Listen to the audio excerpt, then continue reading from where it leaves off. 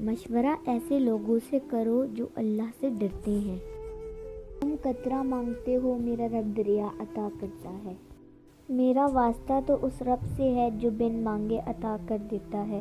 الحمدللہ، مجھے یقین ہے کہ میرا اللہ مجھے وہ دے گا جس کی میری اوقات نہیں ہے۔ نماز اور قرآن سے تعلق بنا لیجئے، جوانی بار بار نہیں ملتی۔ ہر وہ راستہ جو رب تک لے جائے اسے تھامے رہو۔ یوں تو ہر بات یاد رہتی تھی، وعدے کیسے بھول گیا وہ۔ آئیں گی صدائیں پھر سے روزے داروں، اللہ اور نبی کے پیاروں۔ میری دعا ہے کہ جو تم اپنے رب سے مانگتے آ رہے ہو اس رمضان میں وہ تمہیں مل جائے، آمین۔ بات ساری نبھانے کی ہوتی ہے، کار یا سائیکل سے فرق نہیں پڑتا۔